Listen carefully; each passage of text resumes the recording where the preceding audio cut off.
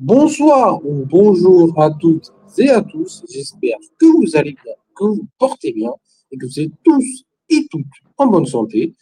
Aujourd'hui, on se retrouve pour une vidéo qui n'est pas, on va dire, dans l'actualité du moment, en tout cas en ce qui concerne les équipes nationales.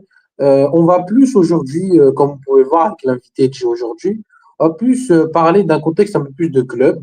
Et on va parler surtout, bah, comme vous pouvez le voir, hein, je pense que vous connaissez assez l'intervenant qui est à ma gauche, qui est Firas. Firas, comment vas-tu? Bah écoute, ça va super Maïs. Au moment du tournage de cette vidéo, petit aparté hein, qui n'a Yes. rien à voir avec la vidéo, mais lendemain de victoire de la Côte d'Ivoire face à l'Équateur, il fait beau, je suis en compagnie de Maïs, je suis sur le taureau, j'ai mon petit maté, Exceptionnel. ça peut pas aller mieux, je pense. Et je pense que c'est la meilleure chose. Je pense qu'on peut pas demander mieux, hein, finalement, hein. C'est ça le bonheur, hein, finalement, quand on aime le football. Et du coup, oui, je pense que, ben, comme vous pouvez vous en douter, avec le maillot que Firas porte sur lui, nous allons parler de l'AC Milan et plus précisément, ben, je pense que vous avez pu voir l'information tourner, l'AC Milan qui a nommé son nouvel entraîneur en la personne de Ruben Amorim. Ruben Amorim qui est, je pense, hein, un entraîneur assez coté sur le marché des transferts, en tout cas sur le marché des entraîneurs. Un entraîneur qui a prouvé sa valeur, que ce soit du côté de Braga, du côté du Sporting, même du côté de Manchester United, même si ça s'est mal terminé, mais quand même réalisé de beaux accomplissements. Je pense que Firas, justement, je vais te lancer là-dessus maintenant que j'ai pu faire un peu cette petite présentation. J'aimerais te poser la question, toi, est-ce que tu es content de la nomination de Amorim et qu'est-ce que tu en penses globalement? Est-ce que tu penses qu'il va faire du bien à votre club? Est-ce que tu penses qu'il va vous remettre sur le devant de la scène? Et surtout, parce qu'on sait à quel point Milan est un club historique et important, est-ce que tu penses que c'est un projet avec lui est viable pour, on va dire, jouer la Ligue des Champions chaque année finalement, parce que c'est un peu l'objectif de votre club. Bah écoute, moi je vais tuer le suspense tout de suite, hein. On va expliquer ensuite pourquoi. Mais Bien sûr. moi je suis très content, je sais pas, mais en tout cas je suis hypé. Je le vois d'un bon œil. Je pense que c'est à double tranchant. Amorim, c'est à double tranchant parce que il y a peut-être pas d'entre-deux avec Amorim. Ça peut très très bien se passer, comme ça peut se passer comme on l'a vu à United notamment. Maintenant, je pense que si tu fais venir Amorim, que tu lui donnes toutes les cartes pour, euh, c'est potentiellement le candidat idéal pour bâtir une dynastie à Milan. Et quand je dis dynastie, je parle d'une équipe qui peut devenir, qui peut revenir sur le devant de la scène et qui peut établir un cycle de domination, pas nécessairement gagner tous les ans, mais rester parmi les tops équipes tous les ans pendant de longues années. Je pense que tu as un jeune entraîneur qui a les idées claires, qui sait monter un projet, on l'a déjà vu par le passé. Absolument. Euh, Normalement, si tu lui donnes toutes les cartes en main, ça devrait bien se passer. Maintenant, la grosse interrogation avec Amorim, c'est que c'est un entraîneur qui peut être exigeant, à tort ou à raison. C'est un entraîneur, comment dire, il faut, il faut lui donner ce qu'il veut, en quelque sorte. Il faut un peu le laisser faire ce qu'il veut. Faut pas. Aujourd'hui, si tu vas chercher un entraîneur comme Amorim, c'est que les mecs à la tête du club, je pense notamment à Cardinale, qui est le propriétaire, son bras droit, Calvelli, qui est devenu directeur général du club, et à Zlatan Ibrahimovic, qui est un peu le conseiller de Cardinale, c'est que ces mecs-là ont compris qu'aujourd'hui, tu peux plus aller de l'avant avec un yes man, avec un Béni Oui qui va se soumettre un peu aux ordres de la direction. En tout cas, s'ils l'ont compris et si c'est la raison pour laquelle ils ont choisi Amorim, c'est de très bon augure pour la suite parce que, encore une fois, Amorim, si tu lui laisses les clés, que tu le laisses monter son projet, que tu lui laisses du temps, je pense qu'on va dans la bonne direction avec lui. Bah, je pense que bah, en parlant, tu vois, de laisser les clés et de projet, je pense qu'on a pu aussi le voir au Sporting, hein, finalement. Quand tu vois que quand il arrive, le Sporting, je dirais pas VGT, hein, mais galérer un petit peu la troisième et la quatrième place en championnat et que avec du temps, avec de l'argent, bien évidemment, et avec la confiance de ses dirigeants aussi, surtout, je pense que c'est avec Varandas, le président du Sporting, qui a toujours donné les moyens, hein, qui a toujours répondu à, on va dire, à ses attentes en lui offrant les joueurs qu'il souhaitait hein, pour construire un peu cette équipe du Sporting à l'image de ce qu'il voulait, justement. Et je pense que ça peut aussi un peu être comme ça, hein, Milan. Après, bon, quand tu compares le championnat portugais, italien, c'est vrai que c'est pas la même. Mais moi, je pense aussi, je sais pas ce que t'en dis toi, Firas.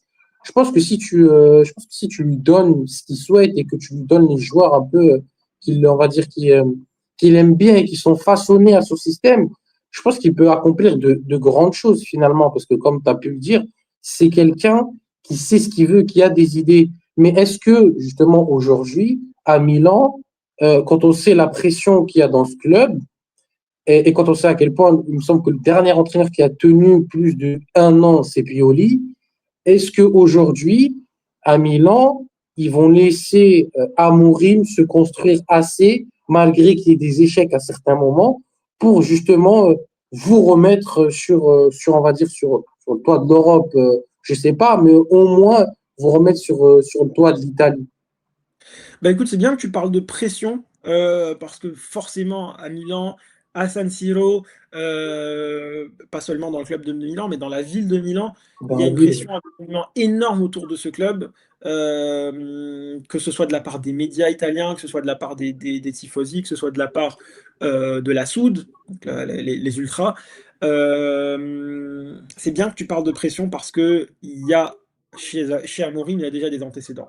Tu parlais de l'état dans lequel il a repris le Sporting. C'est important de rappeler que le Sporting, quelques mois avant l'arrivée d'Amorim, il y a des affrontements littéralement entre les supporters et le staff, les joueurs, les dirigeants, les supporters qui vont il se passe ce qui s'est passé au centre d'entraînement avec un affrontement au sens propre du terme. Les supporters qui s'en sont pris au groupe. Le club a limite été démantelé de haut en bas par la suite. Et c'est dans ce contexte-là qu'Amorim arrive au Sporting, dans un contexte où il doit reconstruire un club de ses mains, littéralement. Un club dans lequel les supporters ont énormément d'attentes parce Ah que oui. justement, Euh, il vient de se passer ce qui s'est passé. Parce que ça fait 19 ans que le Sporting n'a plus rien gagné et l'ascension de ce Sporting-là sous Amorim, elle est inespérée, elle est inimaginée à l'époque parce qu'encore une fois, ça fait 19 ans qu'ils n'ont pas gagné et ils les amènent au toit du Portugal pendant quasiment 3 années de suite. mhm. C'est fou. C'était personne s'y attendait, je pense, à ce moment-là. Donc, Amorim, je pense que c'est quelqu'un qui a prouvé par le passé qu'il savait travailler sous pression. Je me fais pas de soucis à ce niveau-là. Euh, Est-ce que les dirigeants, Ouais, comme tu l'as pu, est-ce que les dirigeants sauront lui laisser le temps? Est-ce que les dirigeants seront patients si les choses ne se passent pas tout de suite comme il le faut dès le début?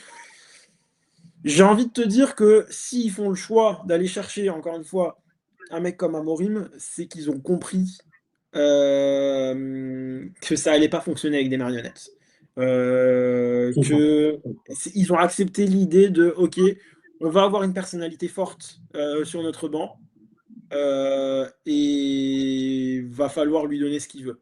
Donc, non, moi, je suis pas très inquiet. Je pense que si vraiment ils étaient dans l'optique de repartir sur un énième Yes Man ou de vouloir avoir des garanties tout de suite, là, maintenant, je pense pas qu'ils seraient allés sur Amorim. Donc, je me fais pas plus de soucis que ça à ce niveau-là, honnêtement.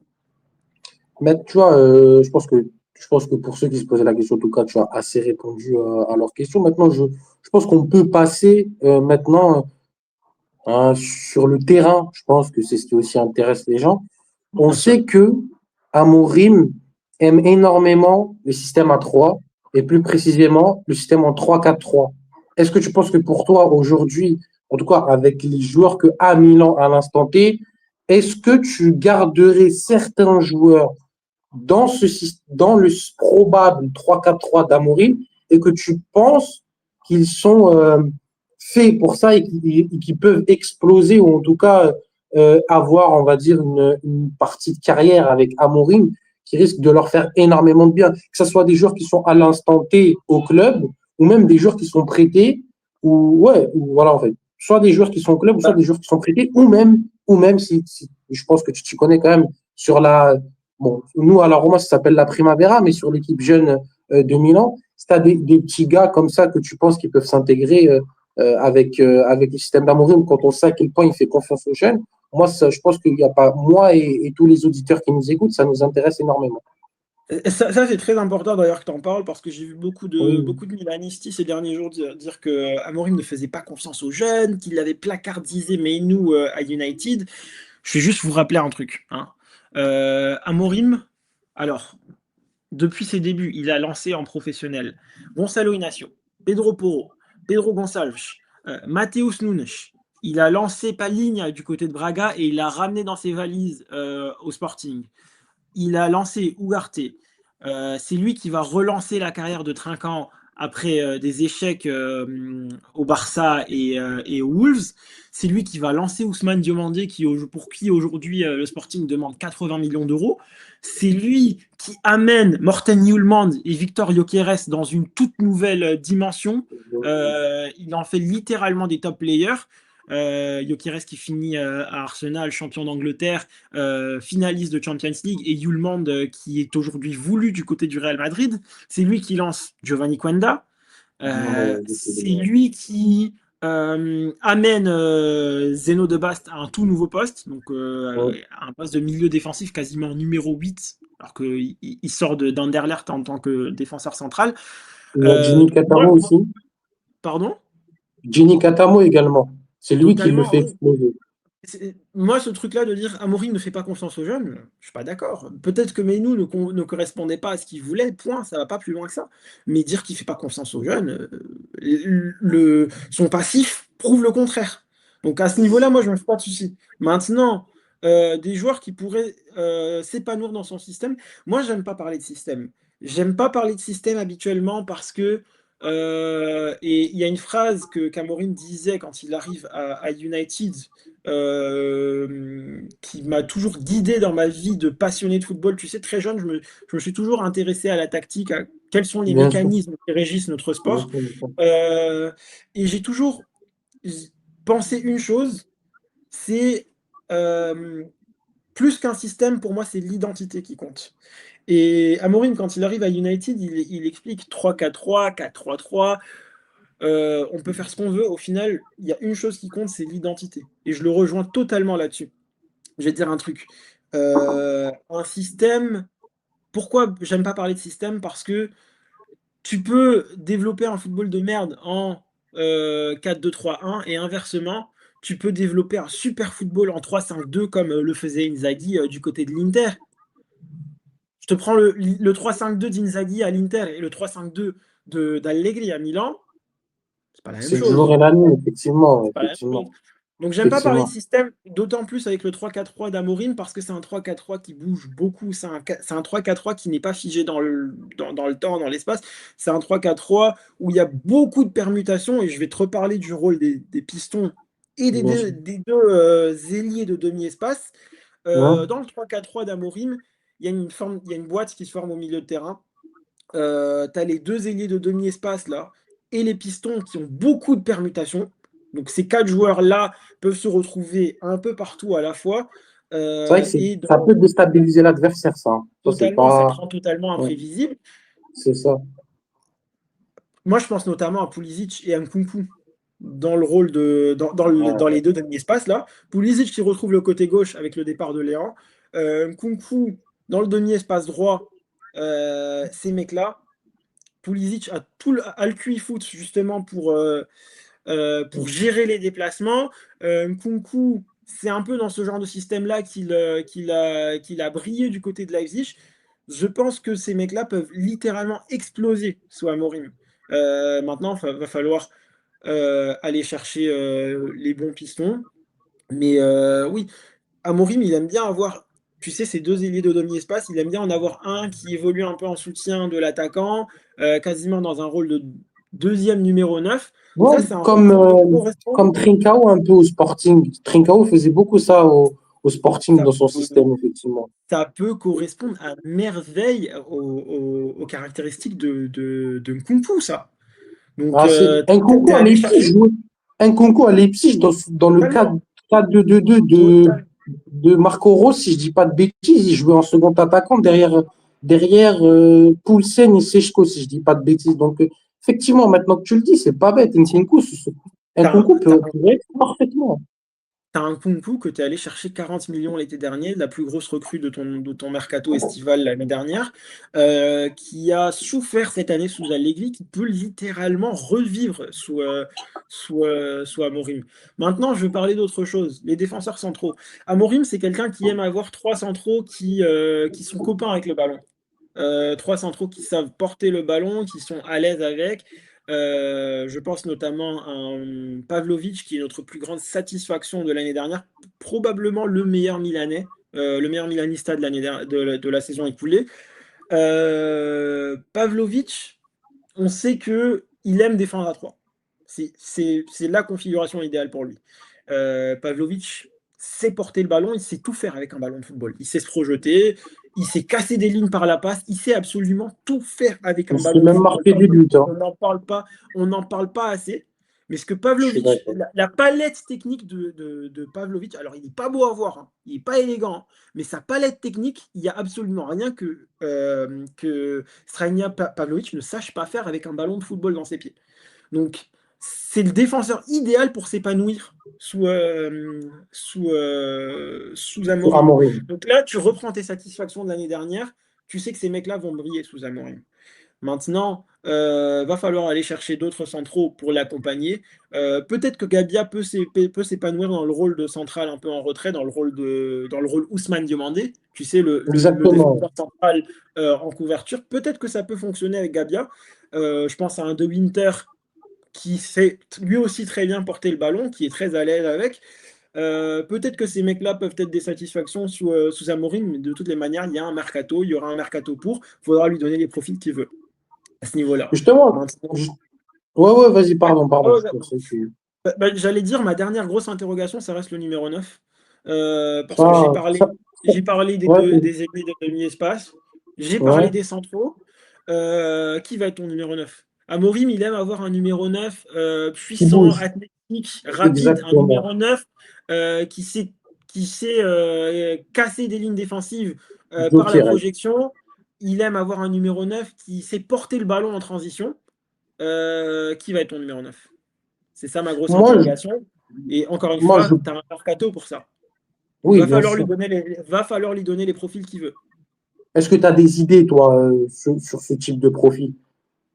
Là, à l'instant T, j'ai pas une idée. Je pense notamment à Moïse Kean. Je pense que ça peut être intéressant dans le Ok, Gyökeres rôle. ok. Je pense que Moïse Kean a les caractéristiques athlétiques, en tout cas pour se développer dans le Gyökeres rôle. Euh, Abraham, non? Tammy, je suis pas fan. Je suis pas fan Parce qu'il parce que je pense pas que. il est quand même à l'aise avec le ballon, hein. Enfin, même si c'est vrai Ouais, que, mais il bon. n'est pas Est-ce que. suffisamment finisseur. Ok, Je sais pas ok. s'il a cette capacité à porter le ballon sur 15, 20, 30 mètres. Abraham, c'est davantage un œuf de surface ou un œuf qui va graviter autour de la surface. Mais Ok, est-ce qu'il est ok, capable ok, de ok. porter le ballon de la ligne médiane jusqu'au but adverse? Je ne suis pas sûr de ça. Mm. Moïse Kean a ce truc-là en lui. Il y a probablement des noms qui peuvent se démarquer. Je pense à un Darwin Núñez, ça peut être très intéressant, un Darwin Núñez. Oh, ouais, c'est vrai que pour le Faudra relancer, voir, pourquoi pas. faudra voir. Mais le mot d'ordre aujourd'hui, pour moi, tu as un mercato pour lui, faut pas lui imposer des profils. Faut lui donner les profils qu'il demande. Alors, je te parle pas de joueurs individuellement. Faut pas, s'il te demande un joueur à 70 millions, c'est pas dans tes moyens. Tu lui donnes pas le joueur à 70 millions, mais tu lui donnes le profil qu'il demande. D'accord? S'il veut un neuf qui sait porter le ballon, que tu peux pas lui offrir un neuf à 60, 70, bah, tu peux toujours trouver ce genre de profil-là dans des tarifs plus dans les clous, on va dire. Un Moïse Kean, c'est dans les clous pour moi. Un Darwin Nunez qui revient d'Arabie Saoudite, je pense que c'est dans les clous. Faudra voir. Je pense tu peux trouver avec le bon scouting, tu peux trouver un œuf qui correspond à Amorim. J'ai vu aussi pas mal d'inquiétudes sur la capacité d'Amorim, parce que c'est quand même Amorim, c'est un entraîneur qui aime quand même pas mal jouer en transition. J'ai vu des inquiétudes sur sa capacité à percer un bloc bas. Ok. Et en Serie A, il va souvent être amené à affronter, à négocier avec des blocs bas. Ah bah, Euh, j'ai eu l'occasion d'en discuter avec notre cher Tanguy, que la commune milanista connaît très bien. Et Tanguy a apporté quelque chose à ma connaissance que j'avais peut-être zappé, mais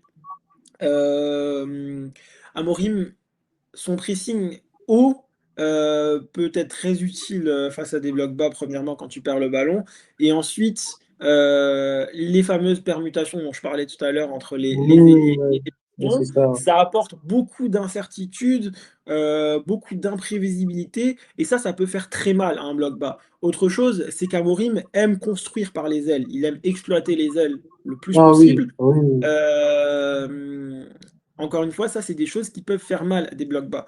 Donc, je me fais pas plus de soucis que ça à ce niveau-là. Autre chose que Tanguy me disait, c'est que justement, quand tu es le Sporting en Liga Portugal et que tu te déplaces, euh, tu es souvent amené à jouer des équipes qui t'attendent, qui arrivent en bloc bas. Donc, c'est des choses qu'il a probablement apprises à gérer pendant ses 4 ans au Sporting.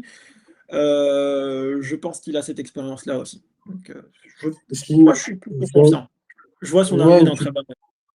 Une petite dernière question avant de clôturer. Est-ce que tu penses que, parce qu'il y a dans le top 4 en tout cas, dans le top 5 de Serie A, moi je vois quand même des entraîneurs qui sont similaires à lui.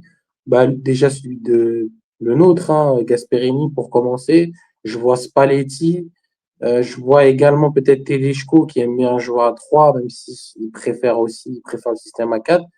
Est-ce que tu penses que, parce qu'on va aborder un peu cette question des gros matchs, hein, pour un truc un peu plus chill, est-ce que dans les gros matchs contre des entraîneurs expérimentés, est-ce que tu le vois, on va dire, réussir à maîtriser son match? Même si c'est vrai que c'est une question un peu qui ne peut pas être répondue tout de suite, mais je te demande ça justement par rapport à, on sait cette saison que Milan a quand même battu certaines équipes, mais a quand même galéré dans d'autres gros matchs. Donc c'est un peu on va dire une petite question que j'avais par rapport à ça. Non, ça se tient. Bah écoute, je vais te renvoyer à la dernière année d'Amorim au Sporting et aux grosses affiches de Champions League. Repense notamment à la double confrontation face à City, par exemple. Euh, En face, il a probablement le plus grand tacticien du monde, peut-être même le plus grand de tous les temps. Et je pense qu'on se souvient tous de comment ça s'est soldé. Non, moi, je me fais pas plus de soucis que ça, encore une fois, à ce niveau-là. Vraiment, comme je disais, Amorim, c'est à double tranchant. Mais si tu lui donnes toutes les cartes en main, je suis très, très optimiste. Et vous, qu'est-ce que vous pensez? Est-ce que vous êtes tout aussi optimiste que Firas? Est-ce que vous pensez que Amorim va faire du bien à votre club? Est-ce que vous pensez que on va dire, Milan part sur une bonne direction, sur un projet viable avec le temps? Parce qu'on sait que c'est aujourd'hui un peu le projet d'énormément de clubs de suivre un petit peu le modèle Atlético Madrid avec un entraîneur qui tient, on va dire, dans la longueur ou au moins plus de 5 ans. N'hésitez pas à nous dire tout ce que vous pensez en commentaire. N'hésitez pas à nous donner aussi votre impression sur cette arrivée-là d'Amorim. On vous lira avec plaisir et le CM vous répondra, je ne donnerai pas son identité, mais vous répondra comme il se doit. En tout cas, on vous remercie de nous avoir suivis, si vous nous avez suivis jusqu'à ces 25 minutes. Ce fut un plaisir, Firas. Merci à toi de m'avoir accompagné. Et on se dit à très bientôt pour le mercato idéal du Milan d'Amorim, parce que je vous promets qu'on va vous envoyer ça. Ah bah, je serai là et je pense que je serai host. Je vous l'annonce directement. C'est moi qui vais host. Comme ça, au moins, je pourrais un peu regarder la concurrence, hein, ce que prépare la concurrence pour la saison prochaine. Donc, merci à tous de nous avoir suivis. Comme j'ai l'habitude de le dire, prenez soin de vous, prenez soin des vôtres, que Dieu vous protège. Ciao tout le monde.